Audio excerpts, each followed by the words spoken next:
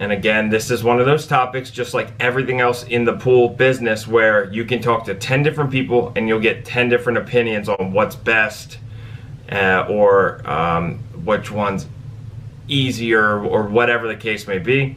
I'm just going to simply present the facts. I'll give you a little bit of my opinion at the end, but we'll go through them, and I'm going to present you the facts. Okay, starting with sand filter.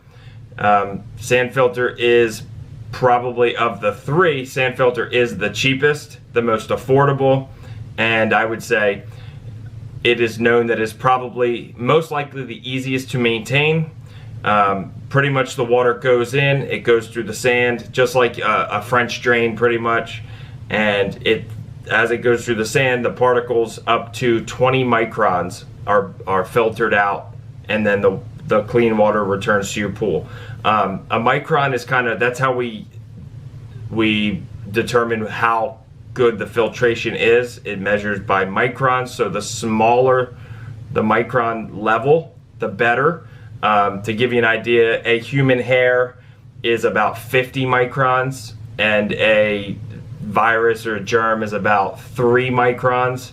I think a red blood cell is around 8 microns, so a sand filter filters down to 20 microns.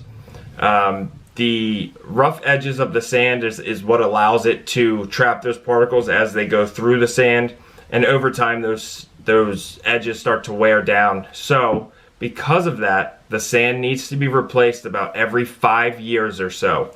Okay, it's pretty simple. You take the sand out, put new sand in accordance with whatever your filter requires. Some maybe 100 pounds, some 200 pounds. It'll say it on the label. It's a frequent misconception that you need to backwash on a schedule, when actually with the sand filter, you want your filter to be a little bit dirty, because the dirtier the filter is, the better it's going to filter out the debris. All right, some of that grit and dirt and stuff gets trapped in there, and that slows the water down, and that aids in the filtration process. So backwashing too much is actually counterproductive. Instead, you want to go based on your pressure gauge. You want to identify what your starting pressure is.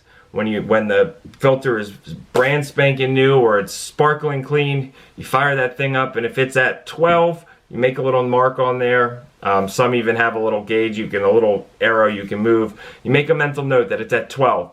And when that pressure jumps up to 22, so 10 psi above starting, that's when you backwash. Okay, only when it reaches 10 psi above the starting pressure. Okay, any more than that and you're wasting water, you don't need to do that. Essentially, when you backwash, you're just reversing the flow of the water through there, and instead of getting filtered, it now pushes the other direction. It lifts all that debris and loosens it up, mixes it into a slurry mixture, and then it backwashes it out. Okay, it's very important when you're backwashing a sand filter to use the rinse cycle after you backwash. Okay, you're turning your pump off after every time you move the multi-port. You want to make sure the pump's off when you do that. And prior to going from backwash to filter, you want to go from backwash to rinse.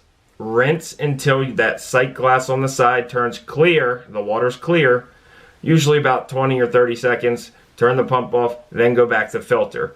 Okay, backwashing should only take about 2 minutes, but again, you're looking at the sight glass on the side, and as soon as that water turns from murky to clear, you know you're done. Go to rinse, go back to filter. Okay, there are some alternatives to the sand. You can use a product called Zeolite, which filters a lot better, and you use about half as much. So if you have a filter that takes 100 pounds of sand, you use 50 pounds of sand, 50 pounds of zeolite, and it's got about the same lifespan as sand. It just filters better. Some people will sprinkle a little bit of DE powder into the sand, which will boost filtration. That's really good. Don't do too much, but a little bit is absolutely fine. I think using glass media instead of sand is definitely the better route. Activated glass media can filter down to 5 microns. So again, regular sand does 20 microns. Glass can get you down to 5 microns. And the glass has a negative charge which will attract the iron and then some of the manganese, and it being activated, it helps to remove some of those biofilms and that kind of stuff that will build up on a sand filter over time. So yeah, that's pretty much your sand filters. You do waste some water when you backwash, so that's a downside to it. But all in all, they're pretty easy to maintain. They're not very difficult at all. The second one is our cartridge filter. This one's more expensive than sand, and it does filter down to 10 microns. The upside to this is there is no backwashing with a cartridge filter. Instead, when the filter gets dirty, you turn your system off, you open it up, you pull your filters out, and you rinse them. Okay, smaller pools might have 1 or 2 cartridges, whereas larger pools might have what we call a quad cart, or might have 4. Okay.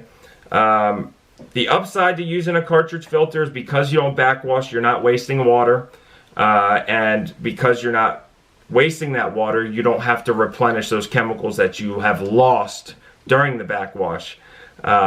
We see these a lot in areas that, you know, are in the desert or places where there's shortage of water or droughts in the summer, because again, the water is just not readily available and you don't want to be wasting it. So a cartridge filter is great for that purpose.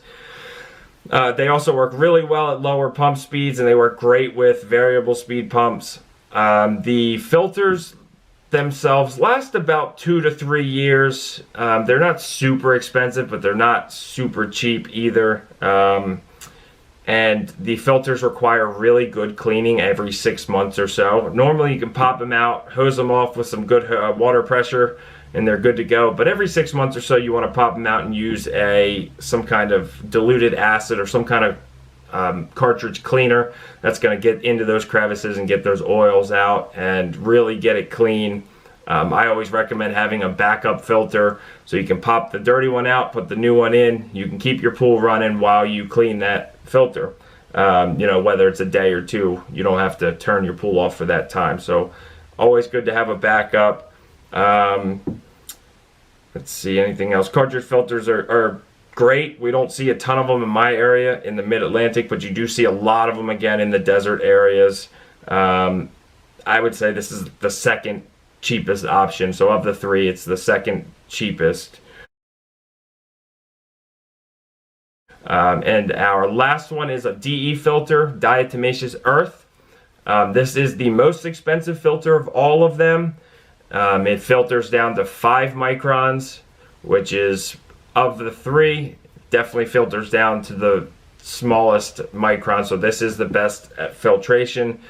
Again, sand can get down to that same level if you put the glass in it instead of sand. Diatomaceous earth, this is simply just made from fossilized remains of diatoms. And what it does is it goes in and it coats these fabric screens, or sometimes their little fingers. It coats them and it just allows it filters that way. You still backwash them the same as you do a sand filter. You wait for that pressure to jump up, you backwash. Some of the smaller ones, like the EC65, they've got this bump feature where you crank the lever on top and it bumps, the DE falls off, and then you wash it out and replenish. You have to recharge the DE, so every time you backwash or bump it, you need to put more DE back in. And that can be done by hand, but most people put it through the skimmer. You make it into a little slurry mixture and slowly pour it back into the skimmer as the pump's running, and it coats those grids and you're good to go. Most of them will tell you right on the label, you know, if it takes 6 pounds of DE, you follow the recommendations, and yeah, you go from there. So these DE filters, while you're still backwashing, just like sand filters, one downside to them is every year they need to be taken apart. I do it twice a year, in the spring and the fall, and sometimes more if it's needed. They need to be opened up. You need to take all the screens out. They need to be cleaned really well. You can spray them with a cartridge cleaner spray, same as you would a cartridge, but usually just water pressure will clean them out really well.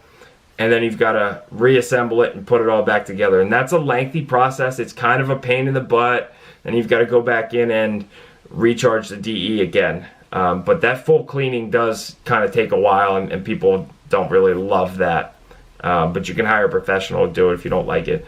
There are some cancer risks associated with DE. I think that's a known carcinogen. So because of that, if you're using it, wear a mask.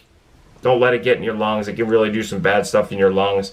And there are some alternatives. If you don't like working with a DE, but you have a DE filter, there's a product called Aqua Pearl, which is basically just perlite. You use a much smaller amount, and it coats it the same way. It's natural. You can backwash it out. Now, one little disclaimer I should say, in some areas, and make sure you know this about your area, in some areas it is illegal to backwash DE out into nature, out into the environment, because it can get into the water systems, it can harden, it can kind of form into like a concrete-like substance. So you need to know your county codes. Some places require you to bag it up and throw it in the trash can versus simply backwashing it out. So again, DE is your most expensive, cartridge your second most expensive, and sand is going to be your cheapest and your easiest. Now, my opinion on this, and again, just my opinion, you'll talk to 10 different pool owners or 10 different pool professionals, they're going to all give you a different answer.